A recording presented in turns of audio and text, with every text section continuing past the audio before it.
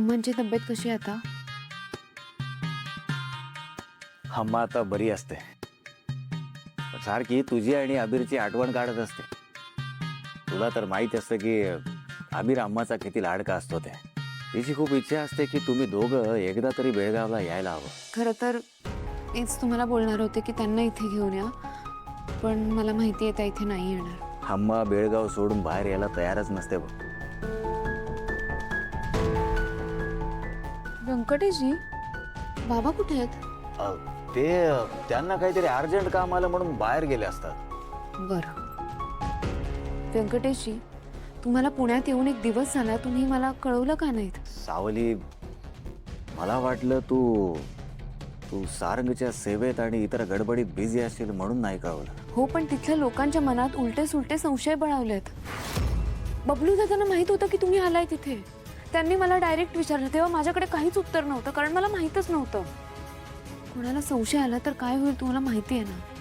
आपण थोडी काळजी घेऊयात प्लीज. सावली, मी तर काळजीपोटी तुला कळवलं नव्हतं का?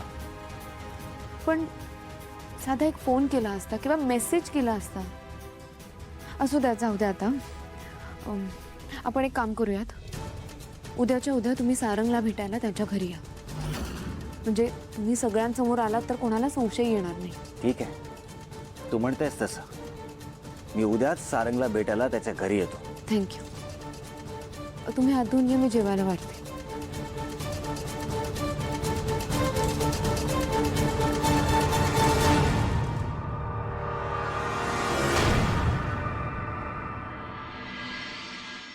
ह्याचा अर्थ सावलीने तिचा खेळ खेळायला सुरुवात केली आहे आणि तुम्हाला गुंढाळायलाही. हो बाई, तसंच आहे बहुतेक.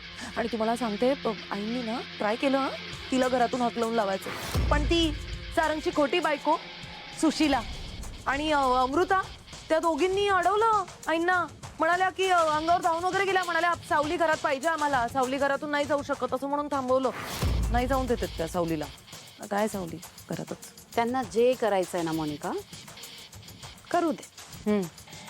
मी आता अशी काही खेळी खेळणार आहे ना की सावलीला आता त्या घरातून बाहेर जावंच लागेल. तुमचे प्लॅन्स म्हणजे एकदम डेंजर भारी असतात, एकदम अमेझिंग. आपण असंच असेल एकदम परफेक्ट प्लॅन. मला ऍक्च्युली तुम्हाला अजून एक अपडेट द्यायचं होतं, आणि एकदम इम्पॉर्टंट अपडेट. आता काय? ओवीला तुम्ही जो दोरा बांधायला घरी आलेला, गंडा. हो तोच तो गंडा म्हणतात त्याला. तेच तो गंडा ओवीला सावलीने बांधलाय. हे एक अपडेट होतं. आणि मी ना आता मी निघते माझ्या घरी. घरच्यांना डाऊट येईल मी कुठे गेले म्हणून. हां, बाय.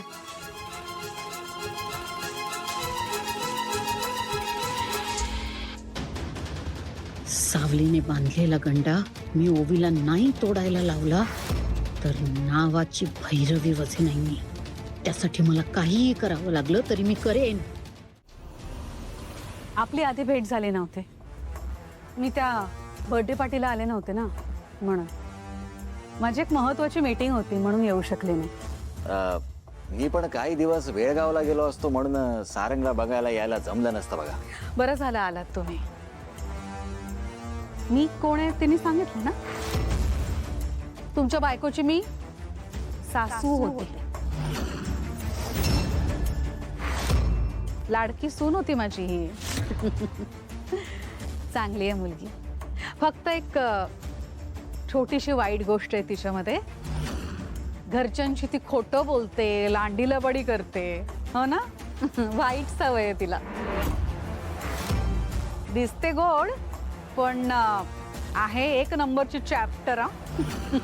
खरं असतं बघा तुमचं म्हणणं. हो ना. एकदम. मग माझी सावली साधी बोळी असते, समजूतदार असते, पण चॅप्टर नसते. हा राहिला प्रश्न गोष्टी लपवण्याचा, तर तुमचा मुलगा मृत्यूच्या दारातून परत येत असतो ना, आणि अशा बेशुद्ध अवस्थेत सुद्धा तो फक्त आणि फक्त सावलीचंच नाव घेत असतो. आणि स्वतःच्या मुलाला वाचवण्यासाठी सुद्धा तुम्हाला शेवटी सावलीचीच मदत घ्यावी लागली असते की हो. कसं असतं ना काकू, सावली सगळे अपमान पोटात घालून इथे आली असते, एकदम हसत मुखाने आली असती, कारण तिला कोणाचंही वाईट झालेलं आवडत नसतं. हा राहिला प्रश्न गोष्टी लपवण्याचा, तर ते तिने स्वतःच्या फायद्यासाठी नसतं बघा, तर तिच्या आजूबाजूच्या लोकांना वाचवण्यासाठी केलेलं असतं.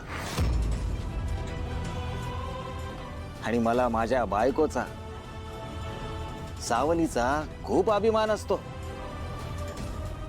असो, इथे बसण्यापेक्षा ना सावली, मला प्लीज सारंगकडे घेऊन चालला. घ्या.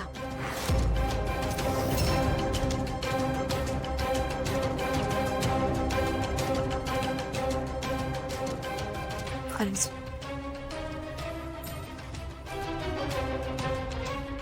वहीन, मी आलोच.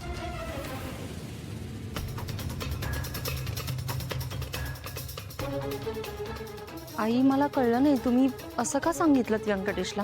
मुद्दाम केलं मी, जाणून बुजून.